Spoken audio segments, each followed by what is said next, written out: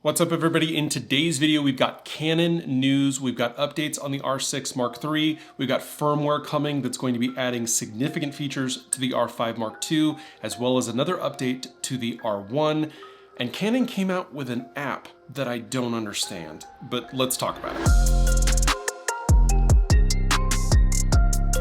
So real quick before we talk about these firmware updates, I want to mention that BCN, which tracks sales of really a lot of different kinds of digital consumer products in Japan, has released their 2024 awards for total sales. I wanted to share with you the numbers for 2024 really quick, and I think they're a little interesting for two reasons. Number one, we've seen a resurgence in compact cameras, right? Gen Z, the younger folks, are just absolutely eating them up. And well, at least in Japan, that seems to be doing pretty well for Canon, who took number one in this particular market segment, though not a majority of sales at 23%, with Kodak and Fuji coming in second and third. Next were DSLR cameras, also a win for Canon at 69%. But these are DSLRs.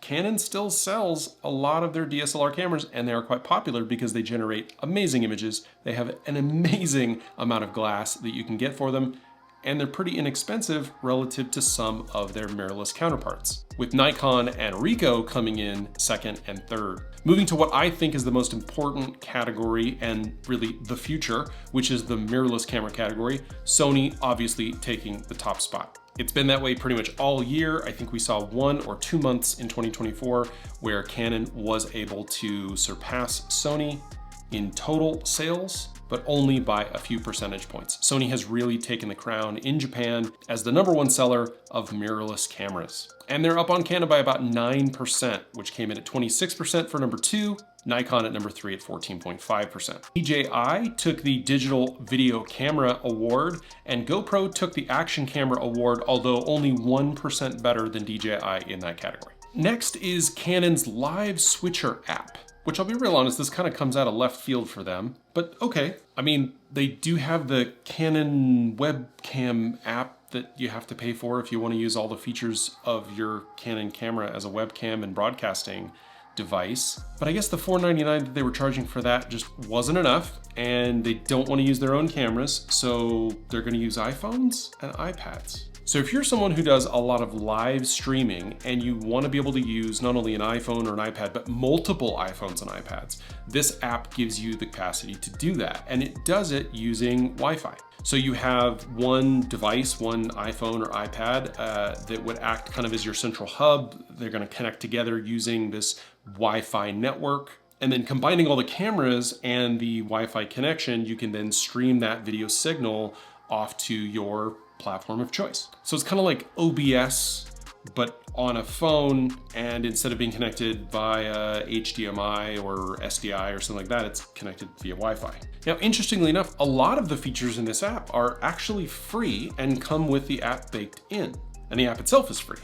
So things like horizontal and vertical streaming, picture-in-picture, captioning, displaying comments on the screen, custom connections over RTMP, recording and audio mixing, external audio input, and switching data rates are all supported by the free version of the app. But if you want to zoom or move the picture-in-picture, do image overlays, hide the ads that are in the app, remove the watermark on the streamed footage, or be able to switch back and forth between HD and full HD, you will have to purchase the subscription, which is $17.99 a month. And considering the fact that they're not hosting your stream, they're literally just letting you send that stream to your platform of choice, Facebook, YouTube, Twitch, whatever. That feels steep to me. So I'm very curious for those of you out there who are utilizing the iPhone or the iPad and doing a lot of live streaming, if that's the type of content creation that you're doing, let me know down in the comments if this is a improvement for you and the kind of content pipeline that you have set up in your system. Next, we've got more details on the R6 Mark III. I had a video that was scheduled to go out about the R6 Mark III and I scrapped it, and I'm glad I did. Originally, the R6 Mark III had been displayed to retailers. And so the estimation was that that was going to be released soon, potentially in advance of CP+. But now we're hearing that that is not the case. But we also got some additional information about some of the features that we're going to be seeing on the R6 III. It might be coming with an improved flip out screen. You know that the articulating screen will kind of flip at a full 180 degrees, and once it's flipped, it will do vertical up and down, but you can't actually do vertical up and down when it's behind the camera. You have to flip it out to the side to be able to get that kind of rotation. Whereas on newer Sony cameras, you can just kind of flip it down or pull it out and flip it down. So it has an additional layer of articulation. And that was the rumor that we had heard from the R6 Mark III, as well as the fact that it might be coming with an improved, potentially improved OLED display. But now we have some additional corroboration for some of the other specifications that we'd seen in the past, which is that this definitely will be coming with the R3 sensor. That fully stacked sensor with that extremely fast readout from the R3, as well as the fact that it will be inheriting the Digic accelerator chip that we see in the R5 II and the R1, the R5 II's advanced autofocus system, 8.5 stops of image stabilization when paired with higher end RF glass. And while right now you can get 30 frames per second raw electronic out of the R6 Mark III, out of the R6 Mark II, it's not in 14-bit, it's down to 12-bit. So you will get better dynamic range and better quality images out of this R3 sensor in the R6 II body with the new R6 Mark III. You'll also get that additional magnification and neural network-based noise management that you get in the R5 II and R1. And they're gonna be bringing new cinema codecs to the camera, like XF AVC-S, HEVC-S, a Super 35 120 mode in 4K, as well as internal recording of 6K 30 and 4K 60 in Super 35 RAW Lite, which tells me that we will be getting an updated card slot to CF Express. Last but not least, we have info on the upcoming firmware update for the R1 and the R5 Mark II. Now on the R1, what we're hearing is that this firmware update will activate the hardware-powered cryptographic photographic signature system or authentication system that we've been hearing about since last summer. And this is a system that allows Canon, as well as news services like Reuters and AP, to corroborate the fact that the images that are being used are real, that we're assuming will be activated by this firmware update, at least in the R1. And additionally, for the R5 Mark II, we are hearing that there would be some very interesting updates, specifically a 4K 60 oversampled mode, as well as an open gate recording mode. Now, if you're not familiar, traditionally a full frame sensor camera like the R5 Mark II has a 2:3 ratio sensor, meaning it's almost square.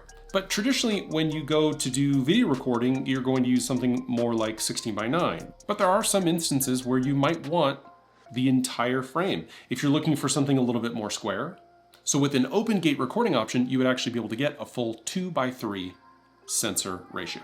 The other feature that we're looking to see is an APS-C full sensor 17:9 ratio record mode with the ability to record in 4K 120 in RAW. These are some pretty cool feature updates, and we are potentially expecting them in the next month. Now that's it for Canon news. Thank you so much for watching. Don't forget about my Instagram giveaway. Go ahead and watch this video here. I will link to my Instagram as well as this video right up here and down below. Go ahead and check out that video if you are looking for free gear. I'm giving away free gear. All you have to do is follow the instructions in this video. So go right over there, check it out, and I'll see you over on Instagram. Last but not least, I have opened up memberships for the channel. I'll be giving away free stuff like LUTs and presets and plugins and other resources that I have created for myself as someone who is both a photographer and a content creator here on YouTube. Members also get the benefit of things like live videos and chats and a couple of other things that we're going to be throwing in before the end of the year. So if that's something that you're into, go ahead and check that out down below. But a free way that you can support the channel is by hitting the subscribe button and hitting the like button if you thought that this video was informative. That tells the algorithm that I'm doing all the right things. And down below, I do have a list of all the gear that I use here in the studio as well as out in the field. If you click on those are affiliate links. That also helps out the channel. Thanks for watching, and I'll see you in the next one.